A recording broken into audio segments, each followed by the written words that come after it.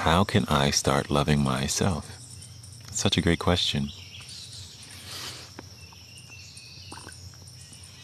It's really simple, but it also seems tricky, right? How can I start loving myself?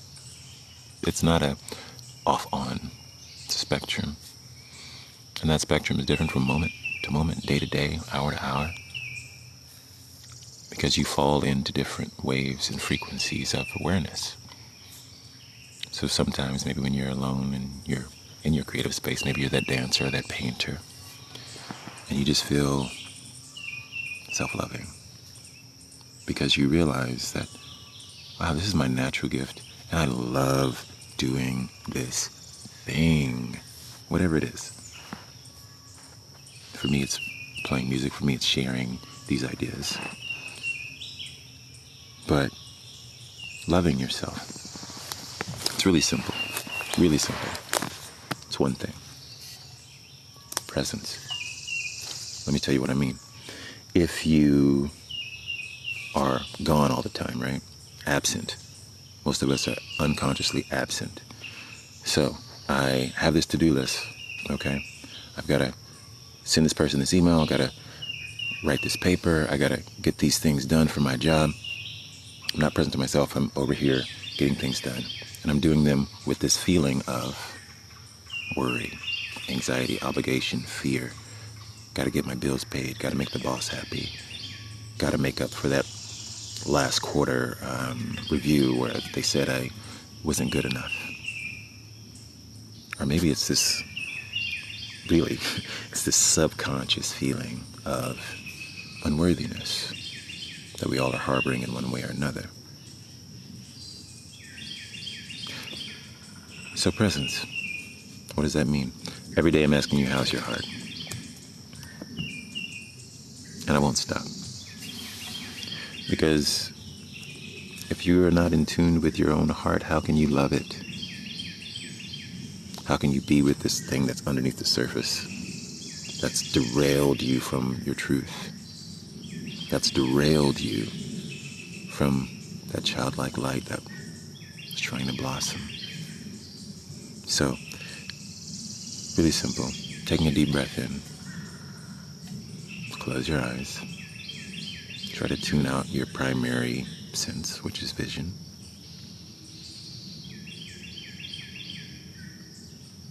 I like to put my hand over my heart because it awakens the senses to that space. And then feel.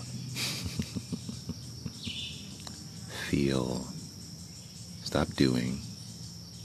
Be. Okay. So, what do you feel? Is there heaviness? Is there lightness? Don't even put a story on it. Frustration, joy, peace. Be with that feeling.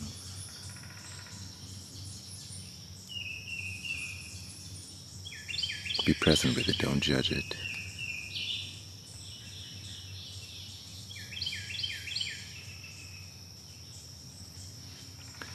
In that moment, what are you doing? You're practicing unconditional love. Unconditional love. And it's sad that we have to use the word unconditional because love is supposed to mean that. But when we use love in this absent way that we're all operating, it's very conditional. We judge ourselves very harshly. We judge everyone else around us very harshly. We talk gossip, all trying to avoid the tenderness, the hurt, the fear, the doubt, the worry, the anxiety, the stress, the depression. Because it's easier to make them the problem than to realize that you're hurting. So, unconditionally tapped into self. That's how you love yourself. That's That's the opening, okay? And as you sit with it, what happens is you get in tune with those emotions, whatever they may be. Be having the best day ever, which is great. You may be having the worst day ever, which may not be fun, to say the least. But if you can approach it with love, without condition,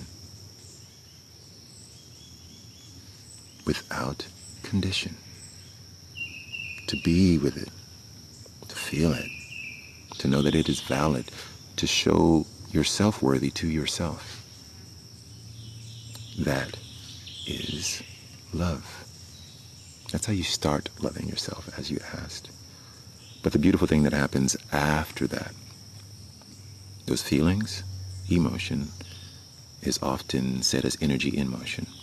So when you're absent, stops the motion. It's stuck.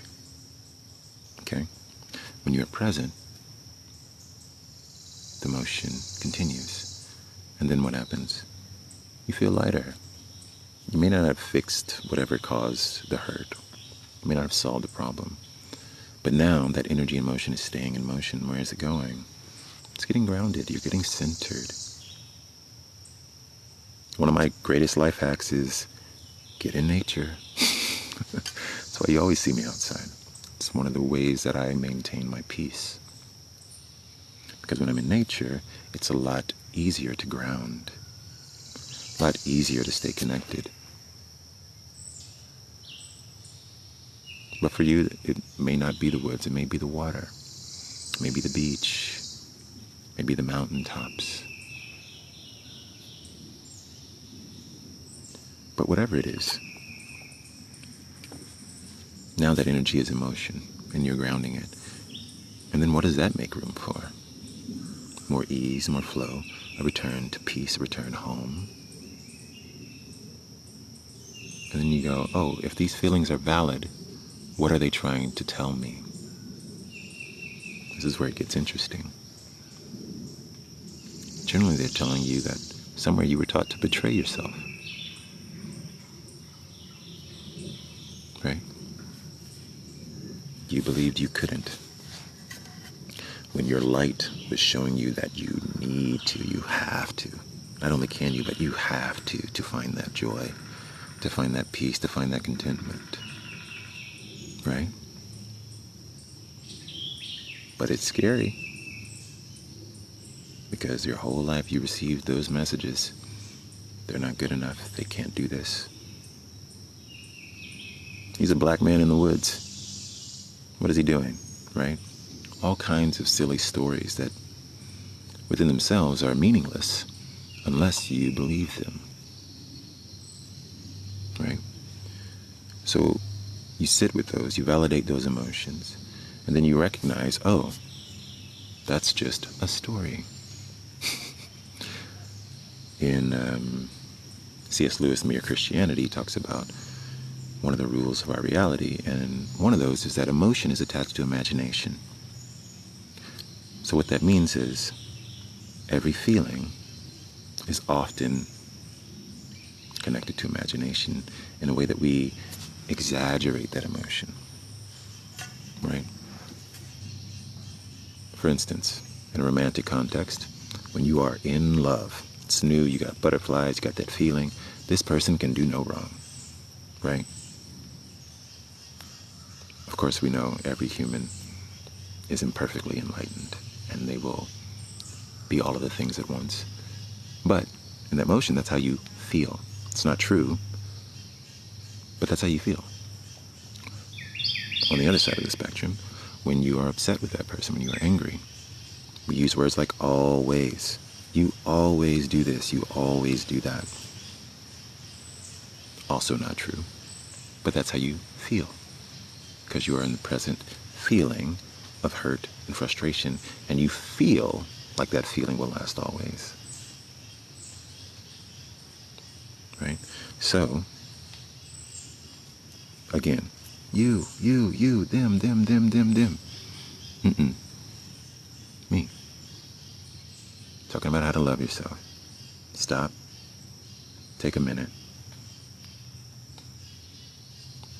ground your nervous system, regulate your nervous system, regulate your energy.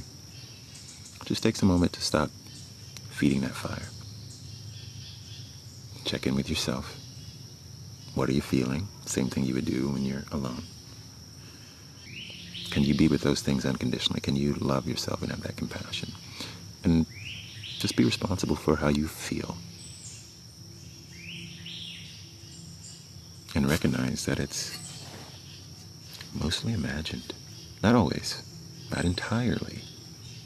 That's a different adjective. But mostly.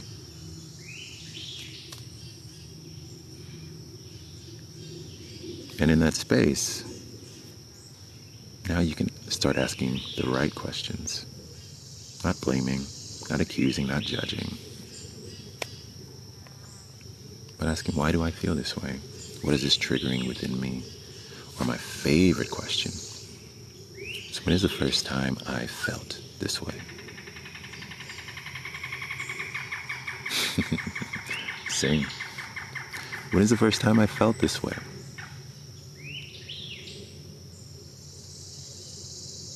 Because now you're starting to get to the root of your trauma, of your trigger. And hopefully with practice, a little bit of gentleness, right? This is why I practice gentleness and kindness and compassion. Because when you think about it being a root, a plant, which is really what it is, because it's embedded in the soil of your psyche, you can go through with a weed whacker and you'll be back next week. All that hardness, all that rigidity, all that, we're going to fight this thing. Go ahead. Let's see how it happens if I come through here with a weed whacker and all this stuff. It'll be back. But if I take my time, put a little bit more effort on the front end, right? A little gentleness. Get around, oh, okay. So the seed, the tip of this root was childhood when mom or dad did X, Y, and Z thing. And they were probably just doing the best they could. But that's how it landed in me. I told myself as a 4-year-old child this story. All right, let me practice this. Let's get in here.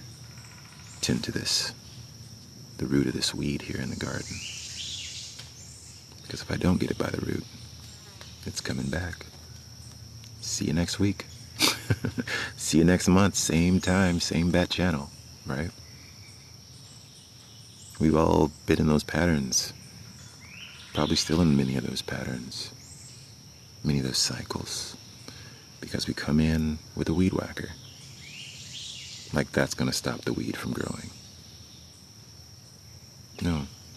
Sit with yourself in silence. Gentleness, the tenderness. See the root of it. And unlike a moment in the garden, right? Depending on your age, depending on the way your psyche works, you have to get used to this kind of soil. Oh, how does this show up? Where are the vines, the offshoots of this plant? Oh, this shows up in my relationship with my old friend. And it's fed by these relationships. I need to kind of set boundaries here. Oh, I need to actually spend a little bit more time on this part. And it may take you, a few weeks, maybe years, to pull up some of those weeds or get down to the roots because they're not vines. Might be a solid oak.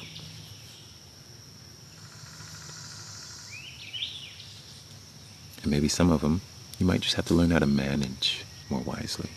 And be aware that you are imperfectly human. And even as you grow in your journey, you will still be imperfectly enlightened. But recognizing that tenderness you learn to show yourself becomes a habit, becomes your baseline for how you experience the world, for how you engage with the world. So, can you engage with the world in a meaningful, loving way? Because what are you really trying to create? You trying to create deep division? Because that's what you're doing when you show up with the weed whacker. Are you trying to create harsh judgments? Because that's not love, right? Or are you trying to build a garden that flourishes within and without? Deep connection. Even this forest, there is a divine neural network of roots overlaying, right? The mycelium and all of the microorganisms that work together that will send information and even sustenance to the tree on the far end of the forest that isn't near the river. And even us with the trees, right? I'm breathing in their air. And the mass of those trees, it's not made of soil. Carbon. Carbon from the CO2 they absorb from us through their stomata, S-T-O-M-A-T-A. Their little mouths in the leaves. Look it up. This is how nature works. We are all connected. So learning how to nourish yourself and love yourself unconditionally becomes the baseline for how you are able to unconditionally, lovingly, compassionately connect with the world, right? And nourish your part of the garden. Is it as easy as getting the weed whacker? No. Does it work better? Yes. Anything worth having isn't easy to get. And I think that's another unconscious belief that we have to let go of. The overnight success. There may have been a moment when the flower opened, but it was planted in the right season. And it took a long time for those roots to develop strong enough to support a flower as beautiful as the one you see before you. So remembering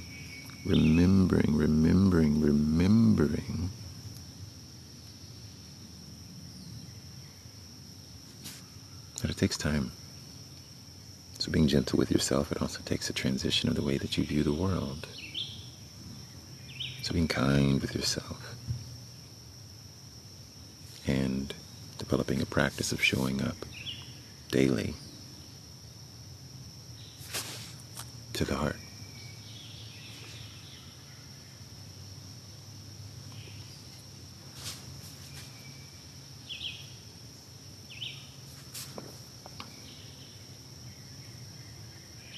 If you want to join me for morning meditations, go to asoulcalledjoel.com, click on Beautiful Souls Online Community, and every morning at 7:30 a.m. Central Time, live meditations, and as often as the weather permits, I'll probably be out here. So, be well. Thank you for all the love. I love you all right back. Have a wonderful day. Peace.